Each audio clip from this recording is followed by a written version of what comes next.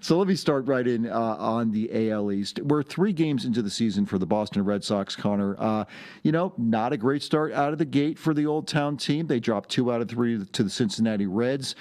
2 of those games were very winnable for the Red Sox. What are you seeing so far? Again, small sample size, but what's your feeling on this team so far?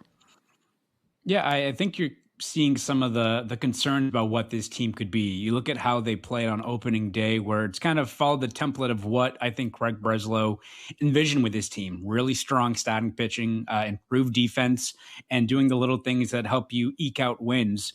And then you see the next 2 games where they lose 2 one-run matchups where, again, winnable games, as you said, but some of the concerns that you saw with this team's roster construction going into the offseason, they've kind of played out. You've had a lineup that, yes, you've got some players like Rowan Anthony, you're excited to see what he can do over the span of entire season, but when you go into this lineup and you don't have obviously Rafael Devers anymore, you let Alex Bregman go to the Cubs in the offseason. The big concern was like, where's the middle of the order power in this lineup? And I think you've seen a group that, if everything goes right, you like the way that they can kind of extend at bats, continue to pile on, get guys on base.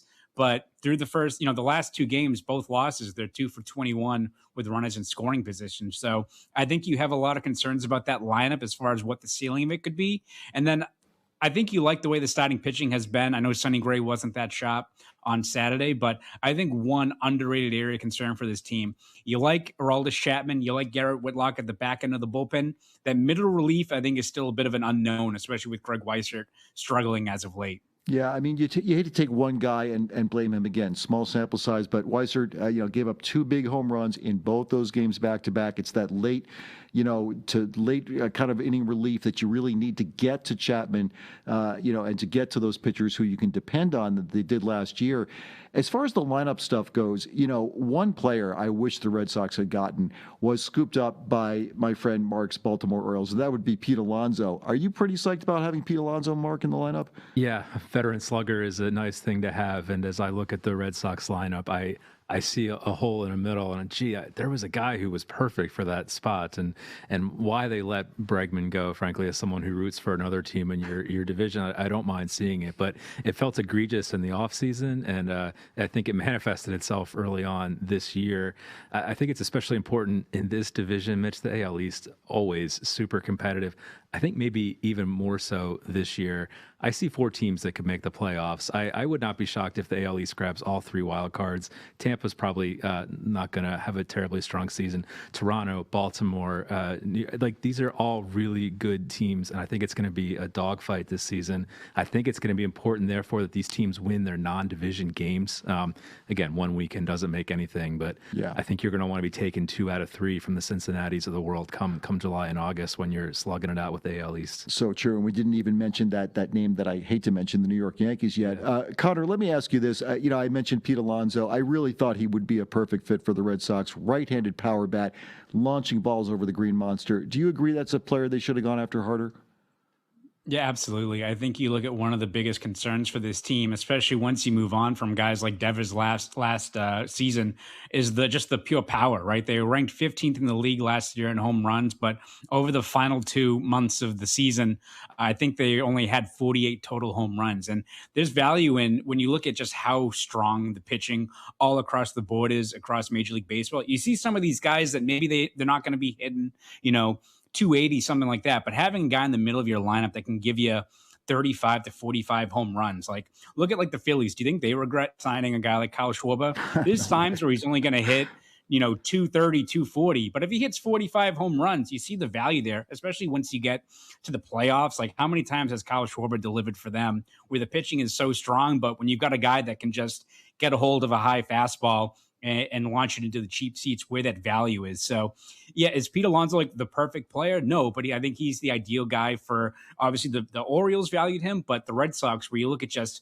how many balls he would have launched over the seats in the Green Monster, I think just having a guy with that 35, 40 home run pop would have made a huge difference on this team. And now you've got guys like Wilson Contreras, you got guys like Caleb Durbin. I think they're solid players, but you're expecting a lot as far as just where that power is going to come from in this lineup. Yeah, I would agree with that. I am not really against the Caleb Durbin signing at all. I think he's had a rough weekend. He didn't start out of the gates great. I like his defense. I think he's going to come around with the bat a little bit. The Bregman thing, I know the Red Sox took a lot of heat for that, but it felt to me like he just didn't want to be there. I mean, that park was built for him, and if he doesn't want to stay there, yeah, I know he went to Wrigley with the Cubs, but why would you want a player around that really doesn't seem to want to be with the team? Yeah, I think that the Red Sox valued a lot of what Bregman provided. I think you ask a lot of the guys in the clubhouse, they really valued his veteran leadership. Guys like Roman Anthony talked a lot about what he brought to this team. But also, if you look at what he signed for with Chicago, and this is a guy who, again, his credentials speak for itself, but a guy that's over 30 now, dealt with injuries last year. He was playing like a legitimate MVP candidate the first 2 months of the year.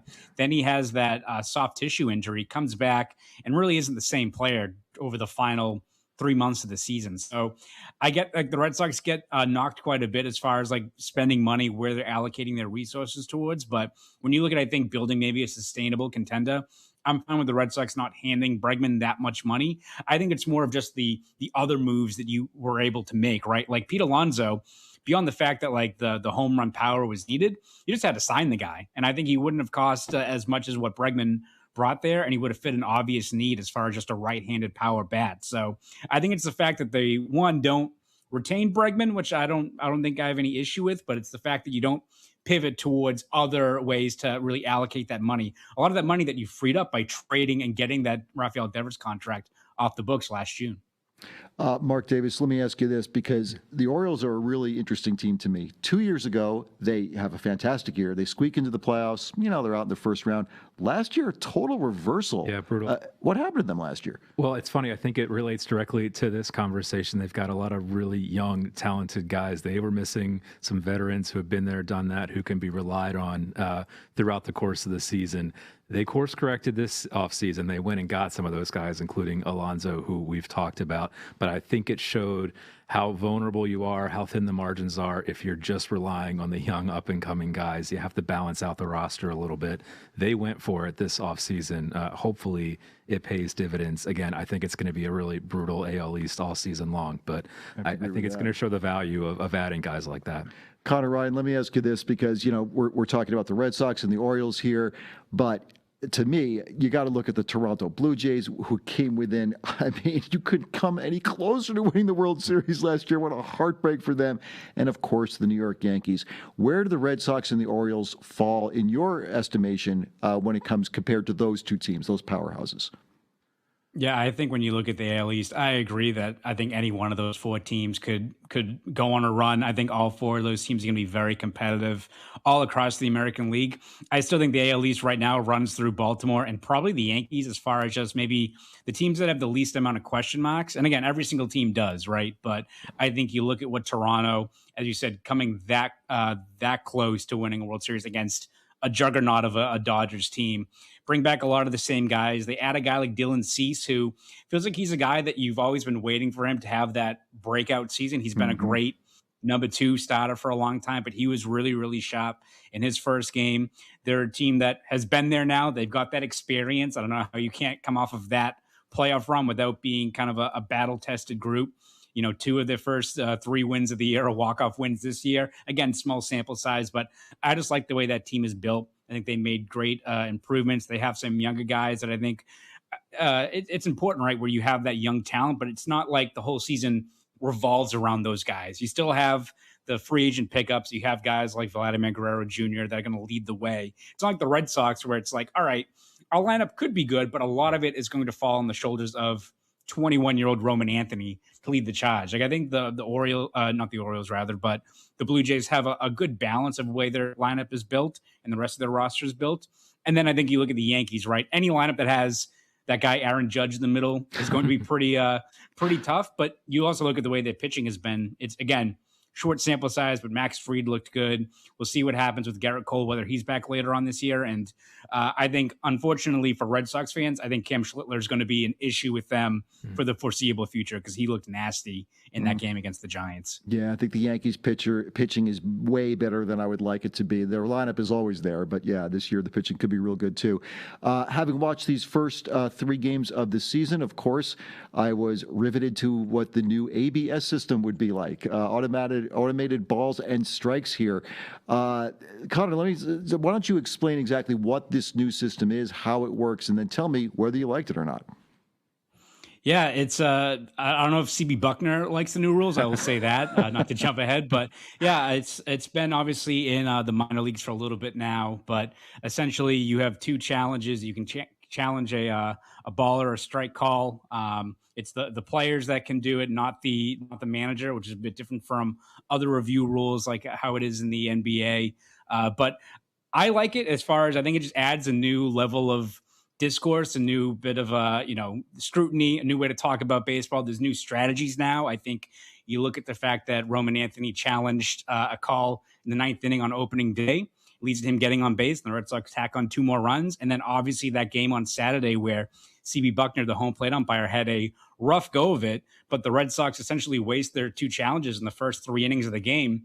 You don't have the opportunity to challenge later on in the game, and you had a lot of pretty ticky-tack calls, right, that you really wish you had one of those challenges to use. And the Reds were selective with it. They challenged, I think, 5 calls, I think, and got almost all of them correct. So I think it just adds a new level of intrigue, a new conversation point with just how the game is played, right, where players now have to be aware of, like, you can be confident in your play discipline, how you see the strike zone, but you better be right because the last thing you want is to get into the 7th, 8th, 9th inning, and you don't have that challenge to turn to in a critical moment of the game. It's a new element for sure. Mark Davis, what did you think of the new system?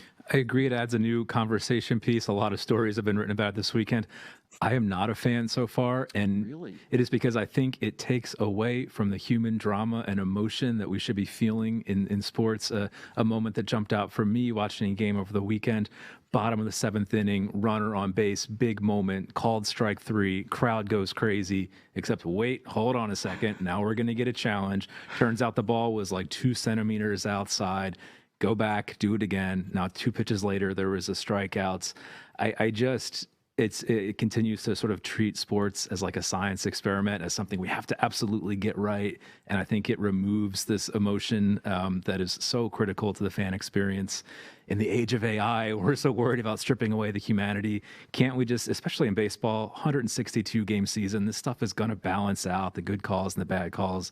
I kind of wish we could just roll with it. I understand the underlying rationale. As a fan, I find it detracting from my experience thus far. You may have convinced me with that argument there against it, because at first I was with Connor. I was all for it because what I liked it was that idea that the player has got to make that decision himself. And a player like Roman Anthony, again, to Connor's point, showing off how good his eye is. He knew that was a ball that was called a strike against him. He knew it.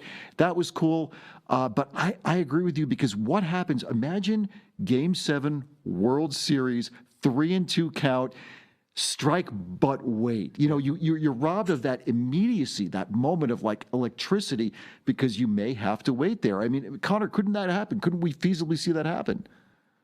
Oh, without a doubt. I mean, it's almost kind of the same thing. And to your point, like I enjoy like the strategy with it, but there is something that does detract from it. Kind of similar to, let's say it's a playoff game in hockey and a guy scores an end-to-end goal, crowd's going, and all of a sudden, wait, you look at the skate blade, he was just a bit offside, right? I think those are some of those moments where it could detract from it. So it makes for an interesting conversation, right? Like I've enjoyed, I think it's exceeded my expectations, at least to the start of the year, because I went in with really low expectations as far as the added strategy element to it. But I do agree, once you get to October and you're kind of, the weight is on every single pitch, that's where I feel like you're really going to maybe deflate some of what makes baseball so great, especially once you get to the fall. Yeah, I think the stuff that has worked is the new pitch clock. I think we can all agree it has made the game move faster. It is not nearly as drawn out and excruciating in some ways to watch.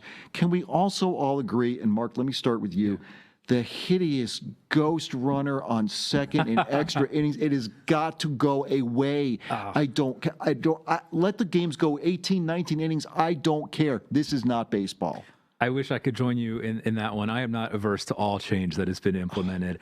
I think it's probably a sane thing for the players. And critically, unlike my other big concern, Mitch, with ABS that we haven't had time to talk about, are we going to see fewer managerial ejections, the old school arguing balls and strikes? That's not in play with this whole ghost runner scenario. Again, to the human drama.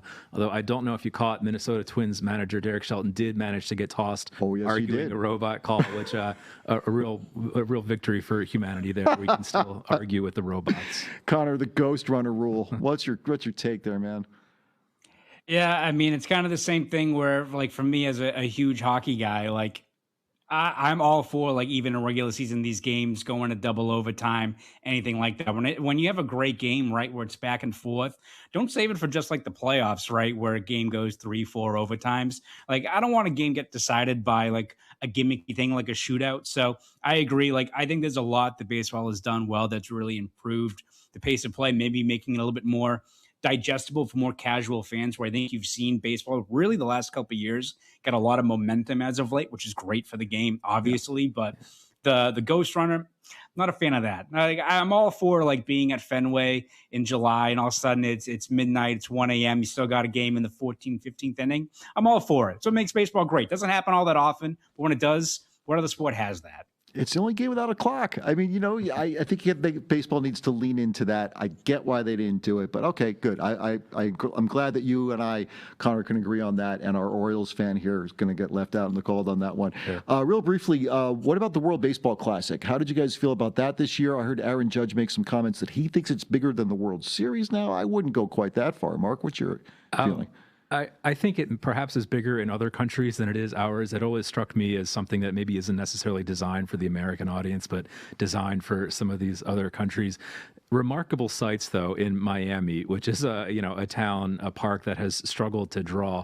That place was packed and it was loud for every game. So clearly they've tapped into something, even if it's not for everyone. It was fun watching those crowds in particular.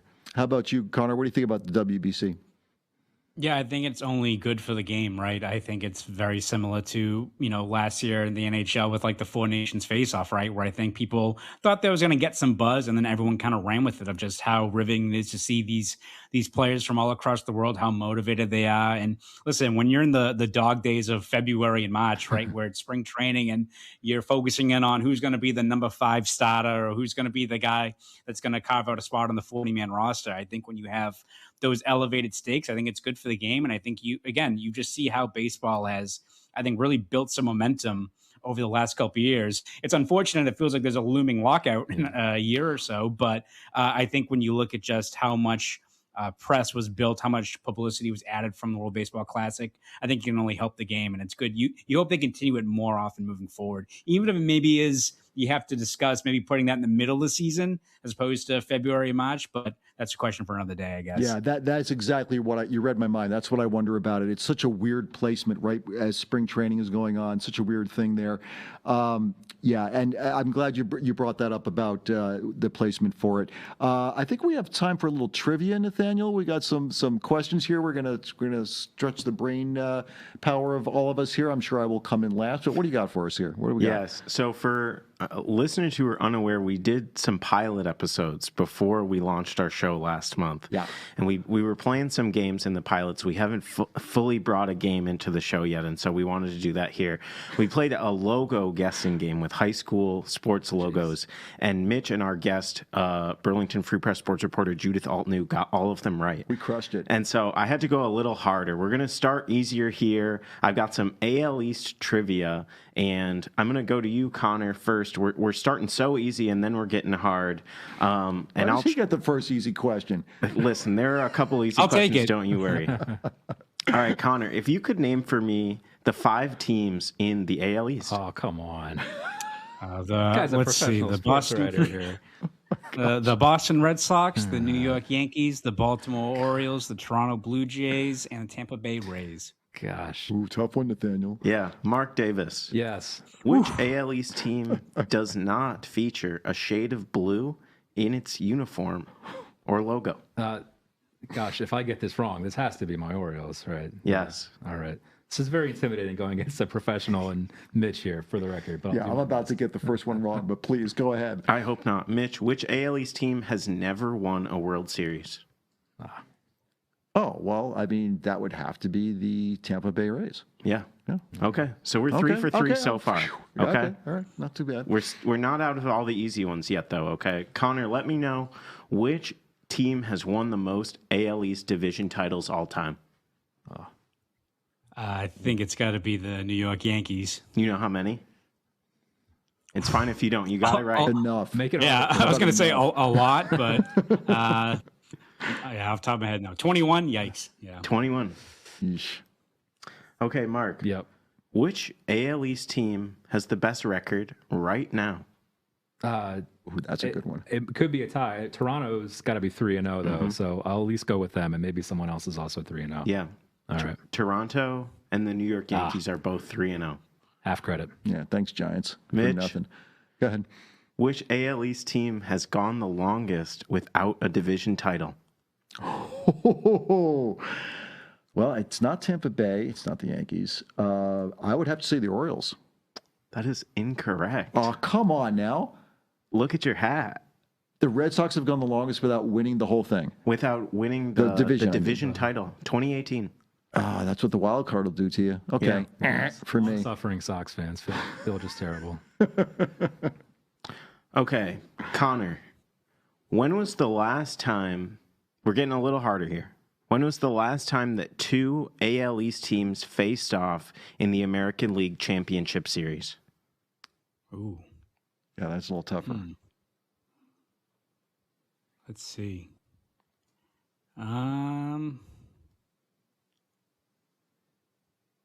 That is tough. It's definitely not right, but I'll just throw the 04 Red Sox would've Yankees, guessed. but I feel like there's something in between. There's got to be something in there. 2008. Oh, wow. Oh, Okay, Yeah. that was a tricky one. Yep, the Rays and the Red Sox. No one thinks of Tampa. Yeah, I know. I wouldn't have added that one either. That's because they should be moved to Montreal. There it Like is. that. That's Yeah, there what. it is. That's exactly what should happen.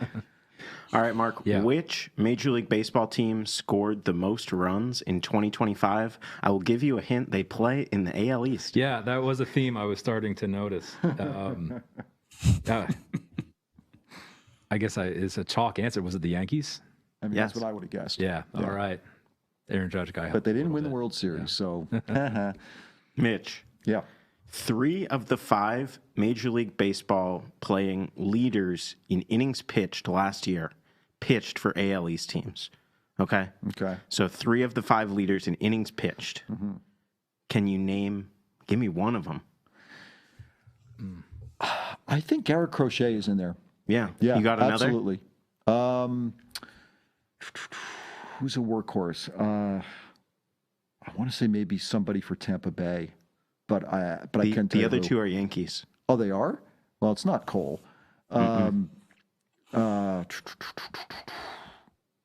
Was it Carlos Rondon? He's one of them. And then Max Fried. Oh, wow. Okay. Yeah. All right. I didn't do too bad on that.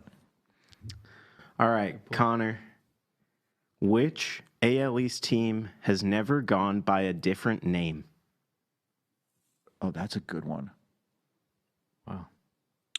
And I think I know the answer if I can steal from Connor if he doesn't get it. is it the Blue Jays? It is. It is. Good one. You're is, tempted yeah. to say, yeah, because the Yankees were the Highlanders at one point.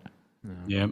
Yep. Yes, and the Red Sox were the Americans. Yep. The and Boston Tampa Bay Americans. was the Devil Rays before they took the devil out of the name. Yeah. That's when they got good, when they took the devil Yeah. out. Yeah, it's too bad. All right, I got 2 more questions, and they are so hard. And so Double points. Let's go. Both for Mark. Yeah. we're coming to you, Mark. All right.